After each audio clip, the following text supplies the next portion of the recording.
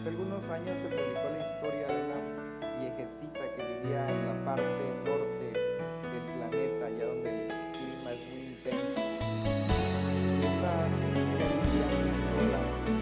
Y como aquí el frío es muy intenso, lo que hacía cada sábado es ir a un lugar de reciclaje e iba por un poco de periódico y cartón y llegaba a su casa y encendía un poco de fuego y allí se refugiaba del frío que a veces la agobiaba mucho por su edad avanzada. Y así pasaron los años y los días y ella se iba envejeciendo y cada sábado iba aquí al reciclaje, tomaba un poco de cartón, papel, llegaba a su casa y comenzaba a refugiarse del frío.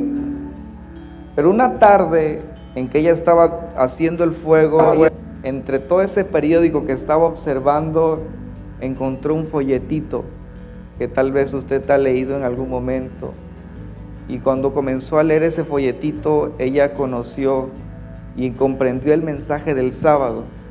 Pero como ella vivía en una zona muy alejada, ella dijo: yo soy la única mujer de este planeta que guarda el sábado.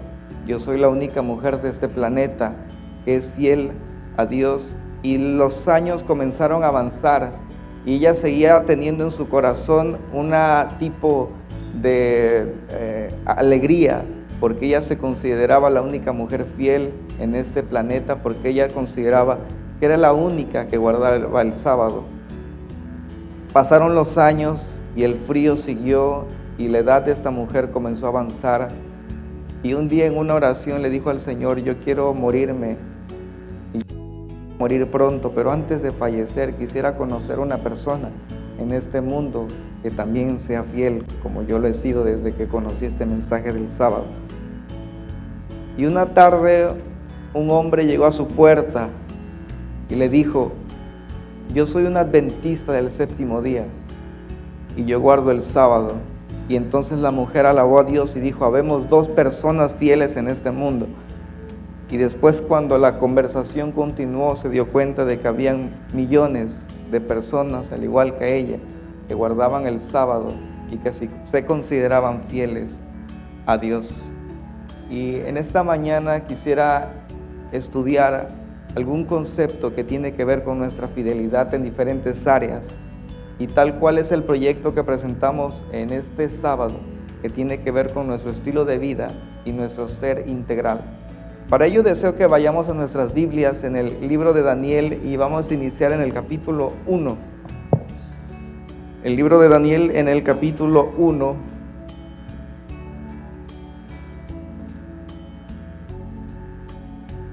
Y vamos a iniciar en el versículo 1 en el libro de Daniel. Y dice la Biblia de esta manera: en el tercer año del reinado de Joacim, rey de Judá, vino Nabucodonosor, rey de Babilonia, a Jerusalén y la sitió. Obviamente nosotros cuando leemos el libro de Daniel tenemos un enfoque geográfico un poco estable o local. Cuando nosotros leemos la Biblia notamos que es Jerusalén y Babilonia como dos gobiernos temporales y que habitaron o reinaron en algún momento de la historia. Sin embargo, Daniel, que es un escritor hebreo, él está teniendo un pensamiento un poco más profundo. Y Daniel, siendo un escritor hebreo, tiene un pensamiento un poco más cósmico. Y cuando usted lee en la Biblia la alusión Babilonia y Jerusalén, no solamente tiene que ver con algo temporal, sino para el pensador que está escribiendo tiene que ver también con el conflicto cósmico. Así que cuando nosotros nos aproximamos al libro de Daniel, no solamente debemos de tener en mente los gobiernos que existieron en aquellos tiempos, sino que el autor quiere decir de que todo el libro va a hablar sobre un conflicto cósmico que se encuentra entre Cristo y Satanás, y en ese libro está expresado bajo la figura de Babilonia y de Jerusalén. Pero dice el versículo 2 que el Señor entregó en sus manos a Joacim, rey de Judá, y parte de los utensilios de la casa de Dios los llevó a la tierra de Sinar. Las culturas del antiguo cercano oriente ocupaban el tipo de deportación como un medio para poder alejar a las personas de sus principios.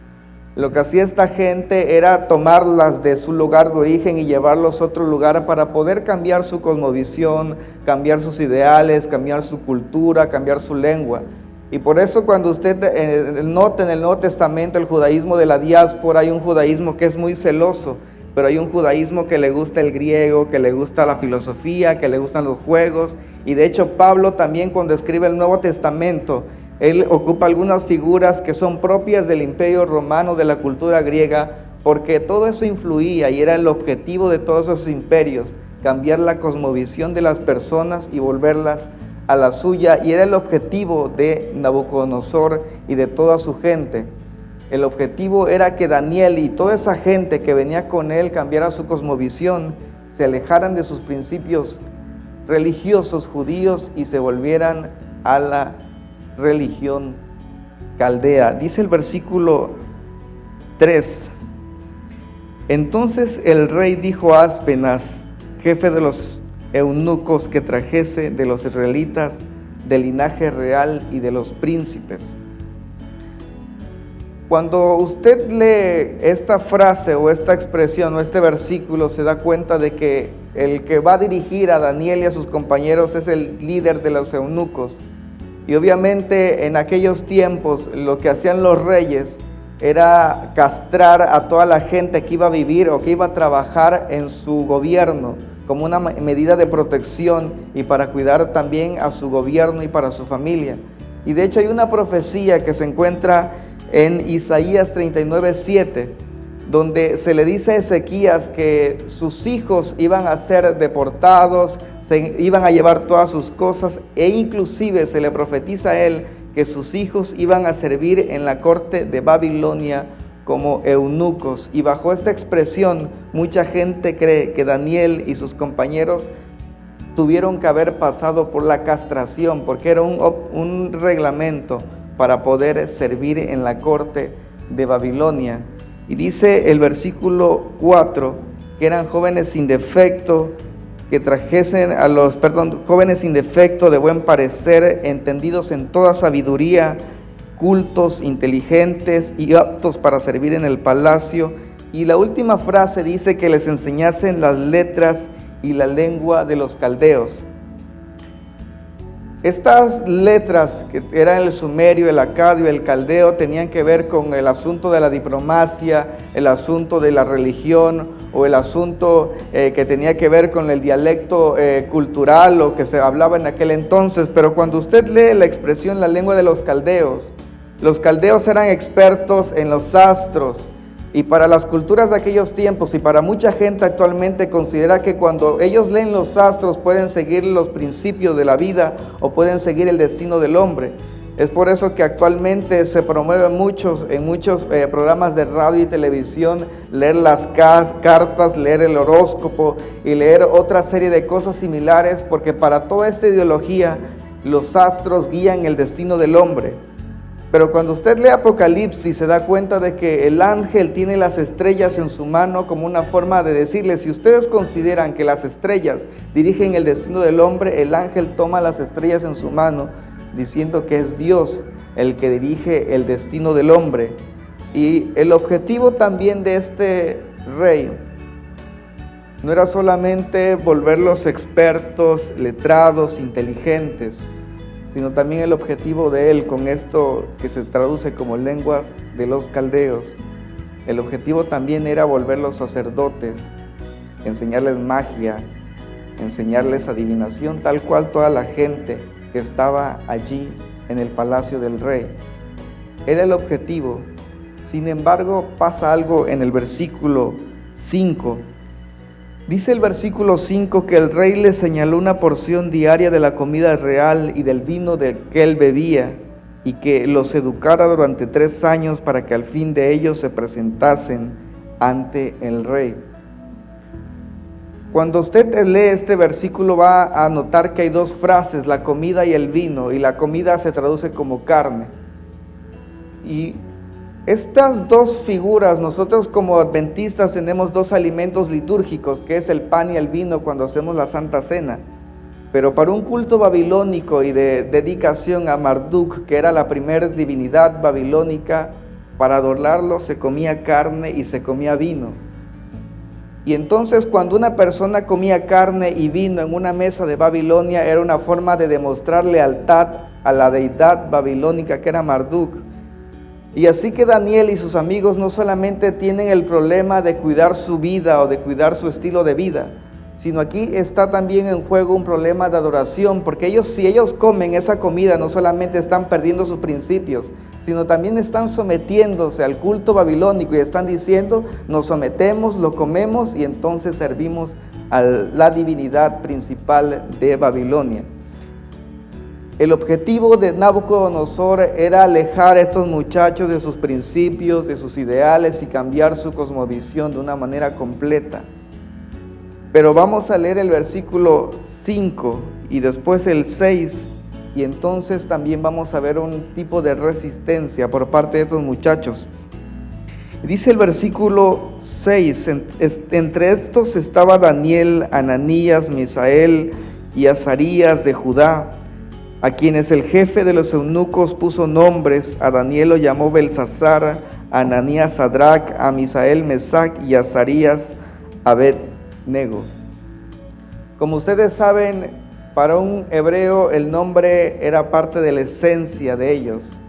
Cuando un niño hebreo nacía, las personas se peleaban por qué nombre ponerle, porque el nombre iba a determinar toda la esencia de su vida. Y lo que está haciendo Nabucodonosor es quitarle todo lo que ellos traen, toda su vida, su esencia como personas. Y para un judío, un hebreo bien fiel, el nombre es fundamental. Y entonces lo que está haciendo Nabucodonosor es cambiarle todos sus principios y les pone nombres de dioses. Por ejemplo, a Daniel, que le pone Belsasar, a él le pone un nombre interesante que se llama que Bel preserve su vida. Y de esa forma el nombre que él tenía, Dios es mi juez, es cambiado, y ahora en Babilonia le decían que Bel preserve su vida. A Ananías, que significaba gracia de Dios, le ponen Sadrac, y Sadrac es en orden o al servicio de Aku o Dios de la luna. Y a Azarías, que significa Dios o Jehová ayudado, le ponen Abed-nego, que significa siervo de Nego o el Dios de la sabiduría. Pero hay algo que quiero que noten en el versículo 6, y es que aquí Daniel hace un juego lingüístico como una forma de resistencia. Si usted lee el versículo el 7, ahí dice Belsasar con la letra T, no sé si la pueden percibir, pero realmente el nombre babilónico para Belsasar es sin la T. Y lo que está haciendo Daniel como un escritor es decir, yo no voy a permitir que me llamen Belsasar, yo voy a poner una T, y de esa forma ahí le hace un juego lingüístico y se pierde el nombre. Cuando está aquí el nombre también de Ananías, a cual se le ponen también,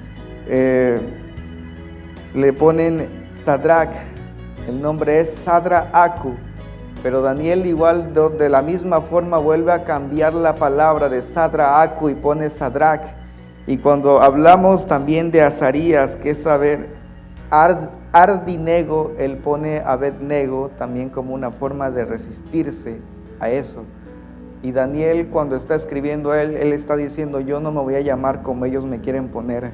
Y él cambia y de esa forma se burla de la lengua babilónica como una forma de resistencia, diciendo, mis principios y mis ideales nunca me los van a quitar y me resisto a que me llamen así.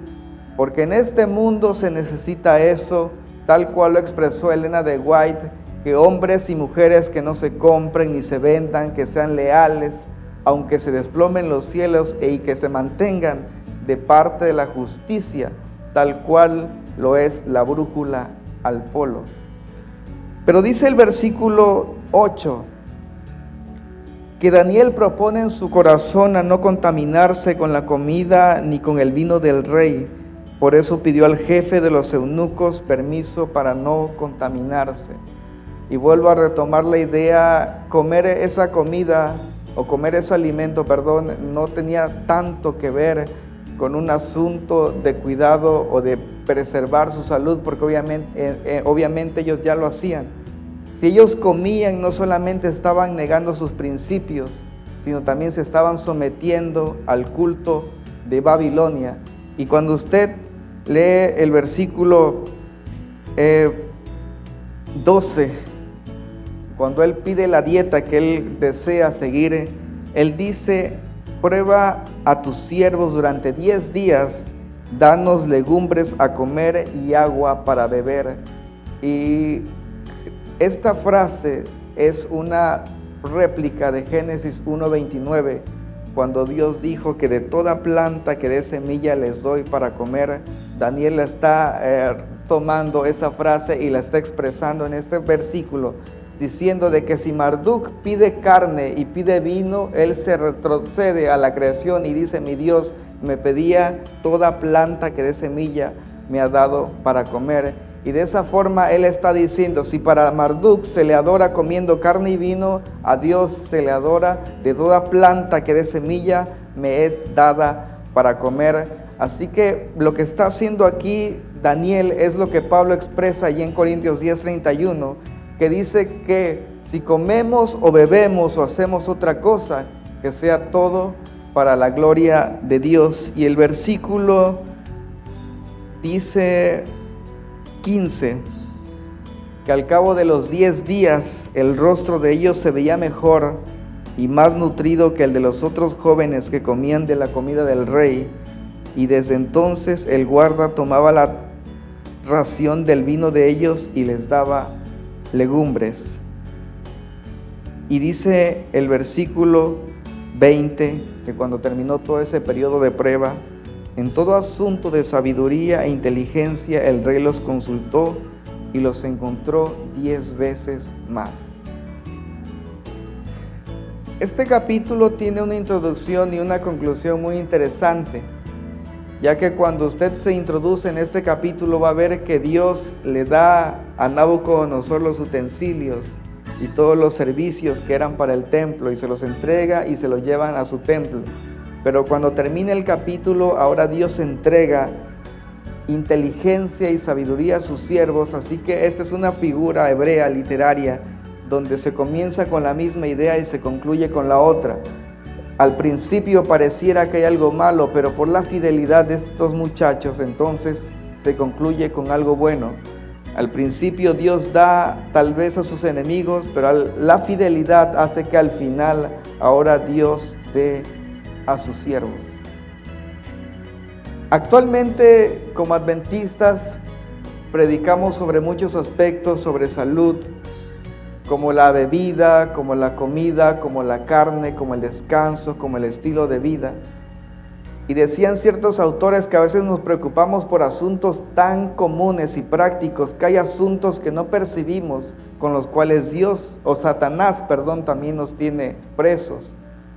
A veces hay sustancias que para usted puede sonar como un pequeño dulce, para un niño o para una persona, pero cuando ese aspecto, ese alimento se vuelve nocivo, entonces usted ya es preso, somos presos de aquello. Pero predicamos sobre el alcohol, sobre la droga y sobre la carne, pero a veces los asuntos más prácticos o más fáciles los pasamos de una forma desapercibida y no comprendemos que también de esa forma el enemigo nos toma y a veces nos tiene presos. A veces hay asuntos que la salud no solamente tiene que ver con la alimentación, sino es un asunto integral. A veces somos presos de aparatos eléctricos o de tecnología, o a veces somos presos de literatura, presos inclusive de nuestra propia familia y de otros asuntos, donde el mismo enemigo a veces nos toma, pero tal cual la idea que se expresa en Daniel, siempre la fidelidad es recompensada por Dios. Hace algunos años hubo un pastor que estaba trabajando en uno de los países que se llama la Ventana 1040, y en ese país es ilegal predicar, y en el relato que se menciona nunca se mencionó el país por una forma de proteger los intereses de la iglesia en ese país. Y al pastor un día el gobierno lo cachó, la policía llegó y le dijeron: tienes dos opciones, dinos dónde está tu gente o te mandamos a Siberia. Y el pastor, como buen pastor dijo, pues mándenme a Siberia, pero yo no les voy a delatar dónde está mi gente. El pastor se llamó Nikolai. Así que el gobierno le dijo, ok, lo subieron en un tren donde iban animales o un tren de carga y fueron avanzando por muchos días.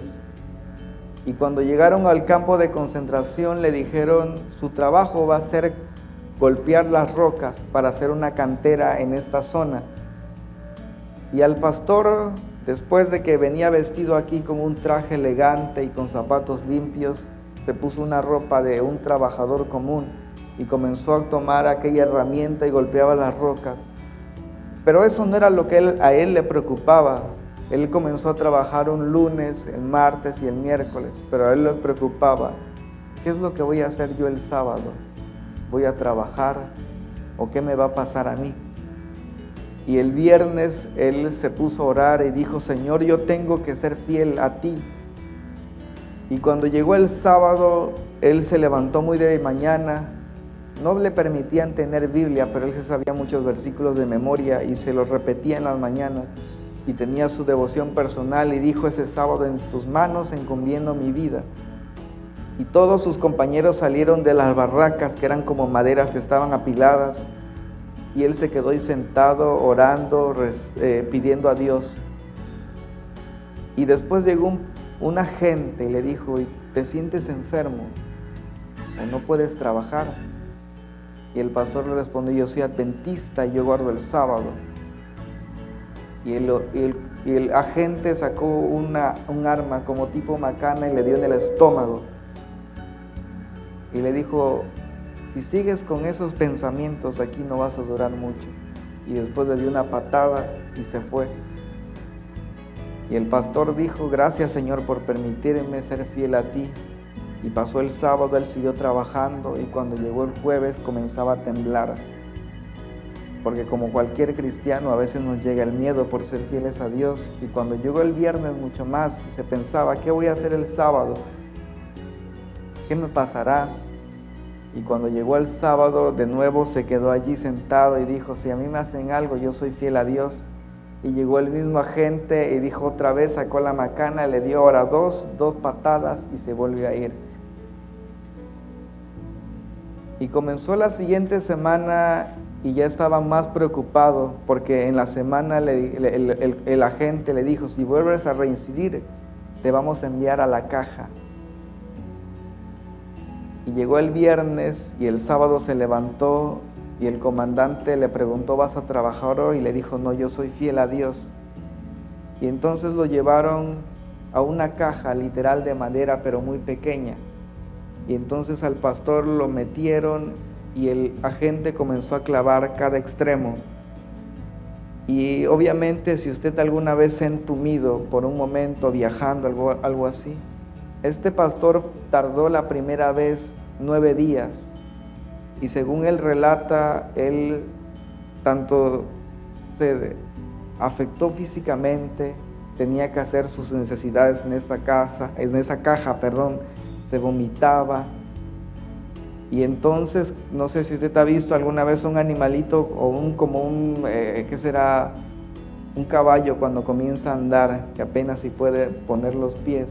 Así salió el pastor y cuando pisó por primera vez el piso se cayó y agarró la gente, lo tiró al alimento de las vacas como un animal y dijo, tal vez y se muera.